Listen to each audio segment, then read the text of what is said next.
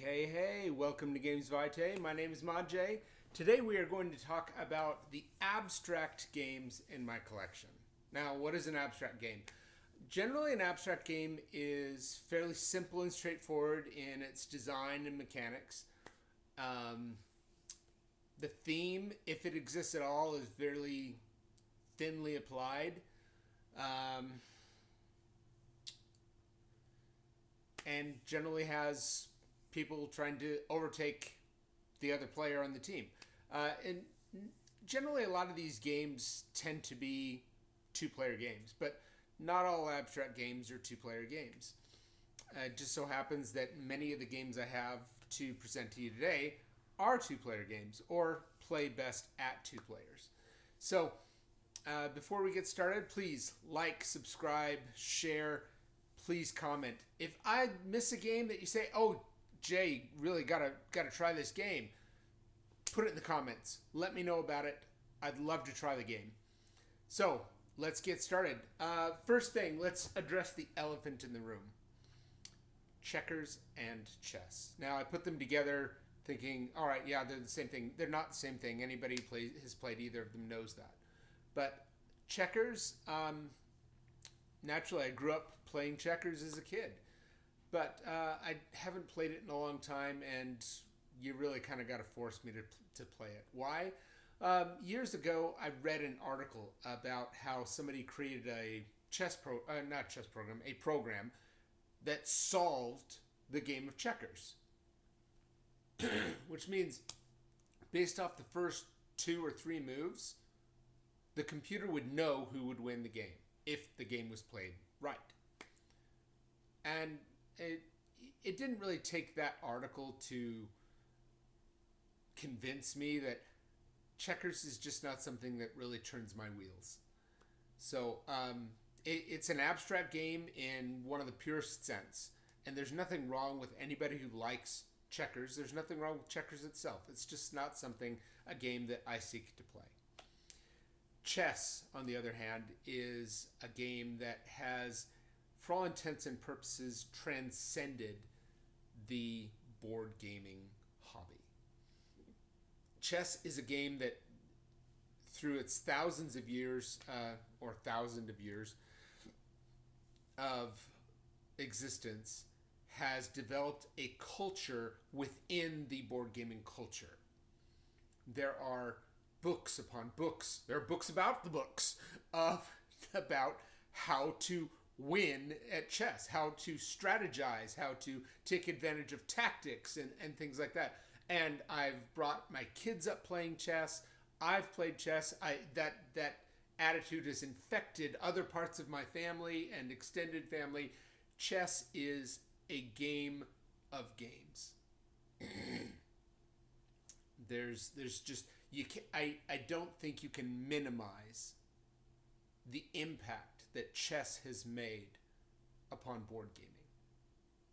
So I don't have a chess set here, but when it comes to that, where it ranks in my hierarchy of games, it's on its own. It doesn't compete with the rest of these games. Chess is just that big of a game. So, let's start now at the bottom. These are games that are in my collection for one reason or another. They may not belong to me, but they belong in the family, and I haven't really done any culling. So, if I had to cull games, there might be games in this list that I might cull. I might not. That being said, let's get going. First game on the list is Gobblet. Gobblet's done by, I believe, Blue Orange Games. Yeah, Blue Orange Games. It's a Tac Toe variant, but it has these. Let me show you. It has these pawns, and you can place the pawns, and you can also move the pawns. But when you move two, you may uncover other pawns. They're hollow inside. So it has a matter of unlayering strategy that you have to keep track of, and and do that. So it's a good game in its own right. We've had it. I bought it for my daughter several Christmases ago. I'm saying maybe 5 or 6 Christmases ago. It doesn't hit the table much. I think this is a game that once you get to play it, you play it once or twice or 3 times, and you say, okay, I've had enough, and you move on to something else. The mechanics are such that it's I guess maybe the gameplay just for that reason is a little bit limited. Do I dislike the game? No, I like it. When I get it out and I play it, there's a certain element to it that makes me say, okay, I'm going to strategize this. I'm going to try this to see if I can get the win. But it just hasn't hit the table much in the past 5 years. And anyway, that's Gobblet. If you're looking for a game for young players to kind of move them past the checkers and other games to get them more into strategy, this would be a good starting point. Gobblet. Next one is Rubik's Race, and you say, well, that's a theme. Not really. This is a puzzle. You have this little cube that you shake up, and the cubes land, and the goal is to get the middle 9 squares on your side of the board to in the same orientation as the cube. So yours will be the mirror image of your opponent's. It's whoever gets it first, and when you get it, you flip this down and you win. It's a fun game. It has its excitement to it. It's a little bit of a dexterity game while you're also trying to figure out the fastest way to move these around to get the right thing. You obviously can't pick them up. You have to slide them around. So this, again, doesn't really come out much. It's like Gobblet has kind of a limited shelf life before you kind of have to put it up and wait for maybe a filler game. So these are at best filler games. Otherwise, they kind of come out, every year or two, and you play it, and then you've said, okay, yeah, moving on. So again, this is a good game for kids. Good game for maybe tweens. This is something that can be a lot of fun when you've got a competitive group that kind of wants the championship. So Rubik's Race. This is a game that I actually don't know how it got in my collection. It dates back from when I was a teenager, and I was looking through the closet one day and I see this game in the closet and going, whoa, where'd that come from? And I get it out, punch it out, and play it, and I loved it. It's in this sense, it's kind of like Gobblet and Rubik's Race. You play it and you maybe have a little bit more of a hankering to play it again, but it's not a real strong hankering. It's called Inner Circle, and this is an old game. I mean, you can tell it's still got the old Milton Bradley golden key symbol on it. It's actually a pretty innovative design for the time that it was made. You've got these 4 boards, these hexagonal boards with symbols on these circles, and where you put your pawn at the beginning of the game is on the outside rim of the top board, and depending on what symbol is underneath it determines how far that pawn can move. And the goal is to get to these holes until all these holes are filled. And once all the holes are filled, you lift the top board up, and it reveals a new board with new symbols. And if you don't remember what those symbols are, you're going to have to figure it out, because the race to these holes gets more and more critical as you go down, until you get to the final board where there's only one hole, and whoever gets to that one hole wins. the puzzle is engaging, and it's engaging enough that it's like if you play it once and you say, okay, yeah, that was satisfying, let's put it down. It's kind of like eating your favorite pie. You have one slice, oh, that was so good, I think I'll go for another, and you go for the other, and it's not quite as good as the first time you had it, but you still enjoyed it. It's that third piece of pie you say, all right, I'm sick of this. So Inner Circle is one of my favorites. It's still in my collection. I actually went and got it out of storage because I live in a small place. I can't have all of my games here. But I got it out of storage so I could bring it on this video because I actually thought that it was worth having. You'll see it for sale on Facebook groups or local websites, Craig's type list type thing, every now and then, and you can get it really cheap if you see it. But it's Inner Circle, and like I said, I enjoy it. Like I said, I don't play it a lot, but when I do play it, I enjoy it. Next is Battle Sheep. Battle Sheep is an area control game where you're putting these discs down, and not to mention that, but you have these hexagonal groupings of tiles that you make the board when you start the game. So any given game can be completely different from any other game. It's infinitely replayable in that regard. But the mechanics are very simple. You have these discs, these stacks of discs of these sheep, and there's no variable player powers or anything like that. That would be an interesting take on it. Maybe they could make something in that regard. But you move these discs around, and you're trying to cordon off areas such that you can control that area, because whoever controls the biggest amount of area wins the game. But you can do it in such a way that you might stick other players with their stacks of sheep such that they can't move them. So it's an area control. There's a little take that. It's a fun game. But again, this is something that, like many of my abstracts, they actually don't hit the table as often. But I think this is a very fun game. But again, it's like that piece of pie. You try one piece of pie and say, all right, that was fun, but I don't know if I'm going to try another piece of pie. So that's Battle Sheep. I would be interested to see if I could develop like some asymmetric powers for the different factions. You got the white, the red, the black, and the blue, to see if maybe we could spice it up.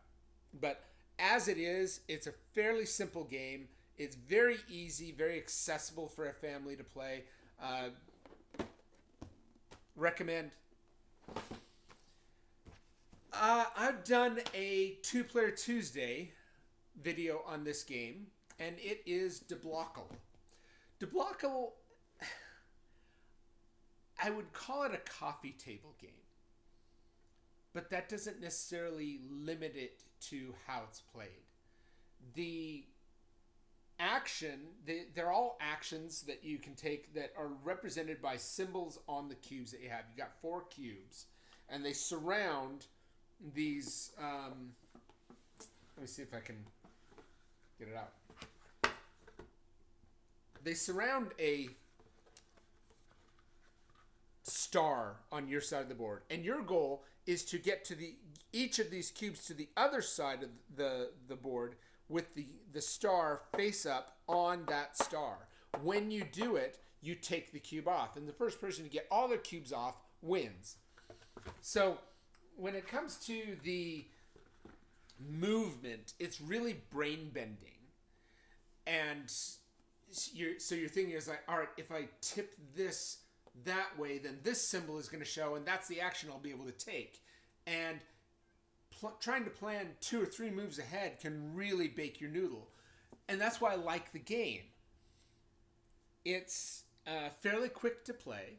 there's a little bit of an ambiguity on one of the rules, and I wrote the publisher to get some clarification. I don't think they ever wrote me back on the, I think, the hoops symbol. Whether you can jump other pieces with the hoop symbol or not. So we play like we don't, like we can't. But either way, it's something that, like I said, it's brain bendy. I like the game. It just again doesn't make it to the table as much because, like many of these, the theme is very thin if it exists at all. And I think theme really does tend to fuel your desire to play. That doesn't mean that these aren't good games. That doesn't mean that it isn't a great game for you and isn't a game that would hit your table again and again and again. But because of that, I'm saying for me, it doesn't hit the table as often. But when I do need a quick game, Deblockle makes it out quite often. There's a few other games that are like that too. But Deblockle is an easy game to get out and play quickly. Okay, this one is a classic for me. When I first got married and before we had kids, my wife and I played this game a lot. And it's one of the fonder memories of our early marriage. It's Mancala. Mancala is a game that this version of it specifically, University Games. I don't even know. I don't think you can get this version anymore. They've moved on to different designs, and you can get a folding board and everything like that. I prefer mine. Mancala is a game that has a lot of different rules for different cultures around the world, and that's the thing about this. When you play it one way and you've played it a lot, and you want to spice it up, you try a different rule set, and it is something that. Like the other abstract games in my repertoire, my collection, doesn't hit the table as much anymore. But when it does, it brings back those memories for me. And it's something that is, it's beat up. You know, the box is, but the board's made out of wood. It's not beat up at all. It's something that I don't think I'm getting rid of anytime soon because... One, it's easy to table, it's easy to learn, and nostalgia. It's just got a great feel of game for me. It's such a good game. And for those of you who haven't played it, you start with these bowls right here. And these big bowls at the end are called the Mancalas. And when you pick a bowl, you pick up all the stones in it, and you go around and you drop one in each area. So, like if I picked up this bowl and I was going this way, I'd drop one in my Mancala, but the other three would go 1, 2, 3 in my opponent's side of the board. So it's a give and take tug of war and strategizing, trying to get as many in here while trying to load up these bowls of your opponents with a ton of them such that they might come back around. It's such a popular game that there's a mechanism in other board games called the Mancala mechanism. So it's that big of a game. It's an ancient game. It's been around for hundreds of years, if not thousands of years. And anyway, Mancala, highly recommend. Love the game. This is a game that I got... there was a magazine years ago. I don't know if it's still in publication. It's called Knucklebones, and my parents owned a game bird farm, and the people who owned Knucklebones seemed to think that they were a game store, not a game bird farm. That where they raised chuckers to sell to hunt clubs during the winter. Well, anyway, Knucklebones thought they were a game store, so they sent them their magazine. Well, my parents knew I liked board games, so they gave me the magazine. And when I was looking through it one day, they talked about Tac Toe variants. And I thought to myself, that's interesting. Tic Tac Toe. Obviously, an abstract, write your own game that everybody's played a million times and isn't really considered a contender in board gaming. But I looked into these games. And I thought to myself, okay, that sounds interesting. And I got this game. It's called Ringgz. It's yet another blue-orange game. That's, I believe, 3 blue-orange games up so far. Gobblet, Battle Sheep, and Ringgz. Where you start the game with... I don't see it. Oh, anyway, you start the game with a main pawn that all teams can connect to, and you can lay these different sized rings, and it's area control to see who can control these rings. Like in this case, there's a blue, a green, a red, and a yellow. No one controls that ring, so nobody gets points for it. Whereas up here, you have a blue, a yellow, a blue, and a red. Blue controls that because it has the majority. So you're looking for majority of the rings to control the area. And whoever has the most rings controlled at the end of the game wins. It's a clever game. I don't think I give it enough credit. I wouldn't say necessarily it's fun or necessarily brain bendy, but it's kind of got a really neat concept about it. And I asked for it for a birthday one time, and I got it. It just hasn't hit the table as much either. So you might say to yourself, well, Maju, why do you holding on to these games that don't hit the table much? Well, sometimes it's not necessarily the game's fault. Sometimes life just happens where you're busy and you don't get to play a game. And when you do get to play a game, you want to play a game that you've been dying to try out for a long time, not a game that you've played before. So it's not necessarily Ringg's fault that I don't play it. It's just life. So for the time being, I'm holding on to Ringgz. But it may come a time where I think to myself, you know what? I just don't think I want to play that game anymore.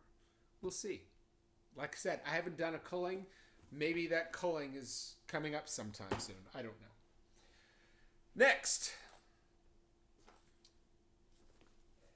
This game might have been a mistake. And I'll tell you why. I got it because I thought it would be a hard-to-find game, and I thought that it might be a nice take on something that a game that I actually already own. And it's hit the table about as much as the game I already own. And that is Blokus. Blokus and Blokus Trigon. The Trigon is just a new take on the Blokus mechanism. This is an abstract game that I think I've played with 2 or 3 players before. Either one, the Blokus or the Blokus Trigon. And I'm going to treat them both as the same. I personally prefer it as a 4-player game. It just makes it feel like I have less to... I can strategize more with this. And as a 3-player game, you play... the 3 players take turns playing the dummy color. And the 2-player game, each player takes, I think, an extra color. But it's just something that I thought that getting this game might... the Trigon would be a different take, and it might be add some spice to the game. Generally, abstract games just don't do that. You can maybe get something to add on to the abstract game to spice it up, but a new game of the same abstraction doesn't really get it to the table anymore. I think it's a great game when you play it 4 players. It's something that is very competitive, and that's why it's this high up on the list. It's just that it doesn't necessarily... I don't necessarily strive to get to the table. Most of the games that I've covered already don't really push the needle as much as this one. But as it is, this is something that when we do play it, it's a great game, and we could play it again and really enjoy it. But once we've played it, that kind of resets the clock, and it doesn't get to the table again very much. So, Blokus and Blokus Trigon, I think it's a great family game, especially for a small family. If you've got a larger family, larger than 4, it's not going to work. Somebody's always going to be left out. But it's something that is spatial. You're trying to get all of your pieces down, and in doing so, you're cutting other people off, or they're cutting you off, and you've got to get creative. It's something that is very satisfying to play. So, if you haven't tried Blokus, try Blokus. Okay. Yeah. Okay. I'm going to start with the games that are actually a little bit higher on my list now. And this is a game that suffers from its name. If it was named any other name, people would be playing it more, or it would have been more successful. I don't think it's in print anymore. It is Tac Toe. Tac Toe was a delight. We played it over and over again because it was so much fun. And it's clever. You have these different colored discs. Everybody has 4 discs of their color. And you can place a disc. You can move the discs or move the pile of discs, or you can flip the pile of discs. And the goal is to get 3 in a row, like Tic Tac Toe. But I think that's where the similarities end. Tic Tac Toe, any game associated with Tic Tac Toe automatically takes a hit. This is a game I don't regret getting. I don't regret owning. It was just fun. It can play up to 4 players, and it's got so many different things that you have to take into account that you just, it's got a lot of replayability. This is a game that I actually recently got out of storage. Again, it might have to return to storage. Some of these games might go back to storage because I'm running out of room. But this is a game that I actually look forward to playing over the holidays. It's a game that it just has a lot of creativity on what you do for what it does. So Tac Toe, if you can find it anymore, I recommend it. It's a good game, and anyway, it's fun. Okay, next one. I've also done a 2-player Tuesday on, and it is Hive. Hive, and I got the Carbon version because it came with 2 of the expansions already in it. The only expansion it didn't come with is the Pillbug. So the expansions it did come with are the Ladybug and the Mosquito, which I love the Mosquito. It's commonly referred to as chess without the board. You have these hexagonal domino-like tiles that, depending on what bug is represented on top, determines how you can use that tile. And the object of the game is to surround your opponent's Queen Bee. No 2 games will ever play the same. And if you do try and play it the same against the same people you've played it against before, they're on to you. So now they know how to counter it or try and counter it. It is an all-time classic game. I love this game. I can't recommend it enough. 2-player game. It's a great strategy game, and it will play generally faster than a game of chess will. This is a game that probably doesn't get enough, even though it's considered an evergreen already.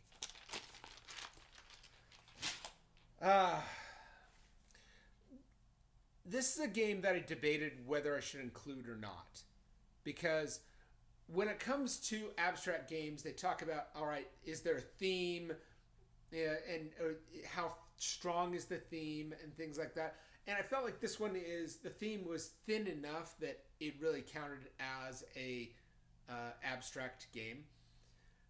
There's a few other games like Photosynthesis and Sagrada that I didn't include here because I felt like there's enough going on in that game that if you could consider it an abstract, it's on the fringe. There's enough going on there that I felt like that I didn't include them. You can disagree with me. That's fine. Doesn't really matter in the end, as long as you enjoy the game. But this one is Azul. Azul is a tile-laying game in which you're trying to maximize how you set the pieces down.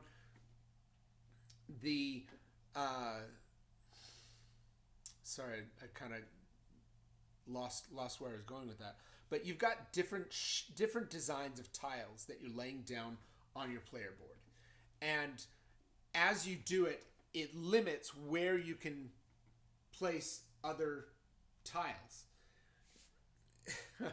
I'm doing a really poor job of explaining this. Let me get a board out. You've got these boards here. And you've also got these little discs in the middle that come with 4 tiles on it. And as you take tiles off it, you can take, if there are more than one type, if there are more than one of the same tile, when you take it off, you take them all of the same kind, and the rest go into this middle pool.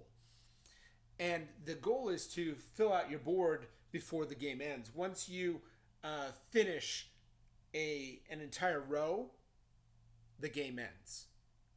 So the object is to try and maximize your points by stacking them or putting them without ending the game before somebody else does, and whoever gets the most amount of points wins. I realize that's probably the poorest explanation of Azul that's ever been made, but that being said, it is a very pleasant game. I like it. It is a great game that you can play in between other games or to start the night or finish the night. It's if I had to get it again, I would probably get the Master Chocolatier version, because those little circles that you have.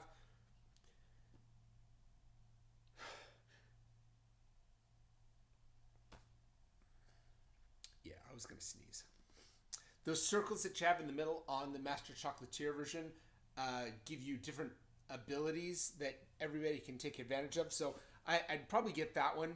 But of all the different Azul versions, this is probably the one I would get above any of the others, like the Stained Glass of Sintra or Queen's Garden or Summer Palace or whatever they are.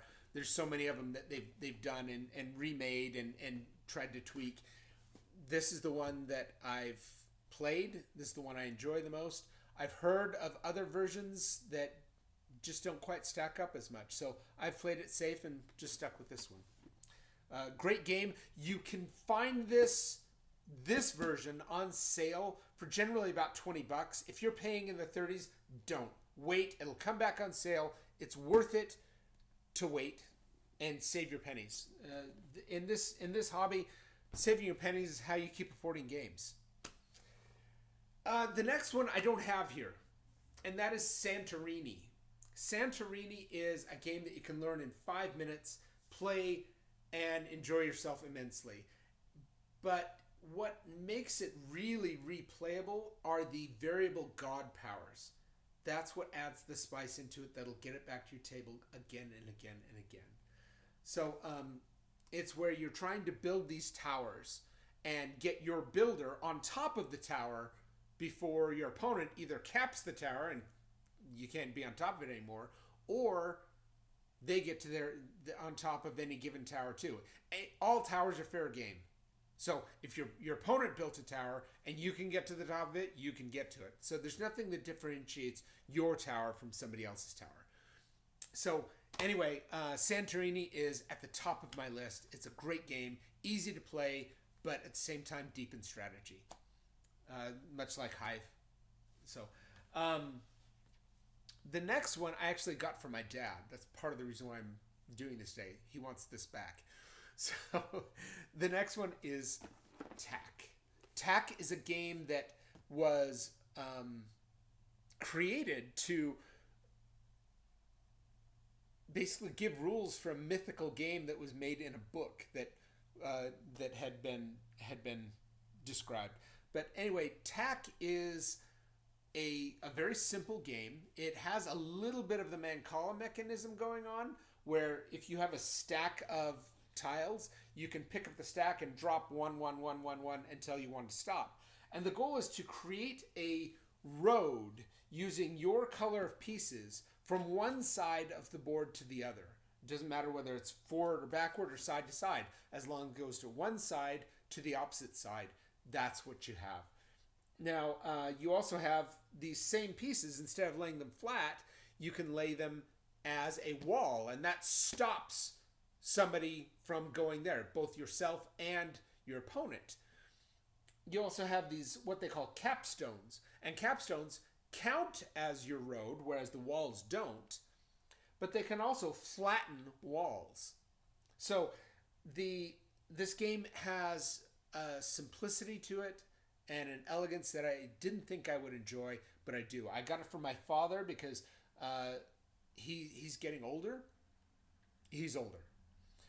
And I thought to myself, this is a simple enough game that he could play and still keep his mind active. And when I talked to him about it the other day, he said, yeah, why don't you bring it back over? I want to beat your mom. So this is a game that I was lucky to find. Right now, it seems to like it's very hard to find. I can't find it on Amazon or a lot of different sites. And if you do find it, they're charging like $60-$70 for it. I got this used for $20, and it's in great shape.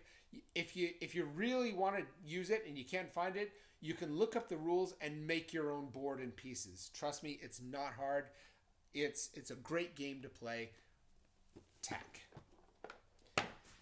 And last, but definitely not least, is a game that I have also done a 2-Player Tuesday on. It is a game that I kind of debated not including on this list because it has a theme, but in my opinion, the theme is really secondary. It's a deep, abstract game. It's not something that is necessarily easy to learn, but I think they've made it easy to learn with the introduction of an app version of the game that has a tutorial.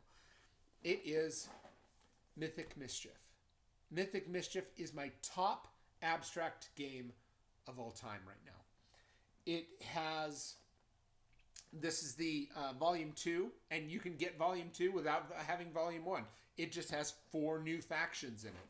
And the factions have asymmetric powers, which makes the abstract more playable. So it can vary depending on which faction you use. It can vary on different strategy, different layouts, and things like that some of these other abstract games don't have. So I like Mythic Mischief for that reason. It's something that, unfortunately, not a lot of my family members like to play it with me. So I need to develop a gaming group that likes to play Mythic Mischief with me because it is that fun of a game. It's a thinky game. It's not fast, in my opinion. If you think that, it's an abstract game, I can get this out and set it up and play it and finish it in 15 minutes. Not Mythic Mischief. Mythic Mischief is a brain burner if you play it right and really want to enjoy it. So Mythic Mischief is my number 1 abstract game. And if you haven't played it and you want to try it, you can try a free version online. The Mythic Mischief app, I think that there's a free version that you can try online, but the different factions that you can play rotate. You only have access to 3, and they rotate through. So it would be a great way to try it. Try Mythic Mischief on the app before you buy the game. And who knows, maybe you'll like it enough that you'll keep the app and not get the game. But it is a great game to try. So that is Mythic Mischief. Now, there are some other games that are abstract that I didn't go into because I haven't played them. I own it, but I haven't played it. And that is Tuned. I have Tuned. I haven't even gotten out of Shrink because I won it. I won the silver ticket for the publisher, which is Thundergriff Games. And I got 2 games out of that. One I already owned. and this one, Tuned. They actually make quite a few abstract games, especially in their Soda Pop collection, which I actually kind of want because the Soda Pop collection has these games that are in these Soda Pop cans that seem very portable, and it would be a great set of games to own for traveling. But Tuned, I don't know really much about, and I'm not in a huge hurry to investigate it, but I am kind of curious to see what it is that makes this game different than any other game. So I've got that. That's really about it. So thanks for tuning in today for my abstracts. Again, if you think of an abstract game that I haven't mentioned that I should try, please mention it in the comments down below. I know I've heard of several of them, but again, if you want me to look into it, let me know in the comments, and I will do my best to procure a copy.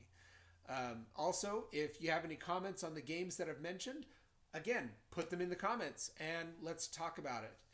Until then, thanks for tuning in, and I'll see you next time on Games Vitae.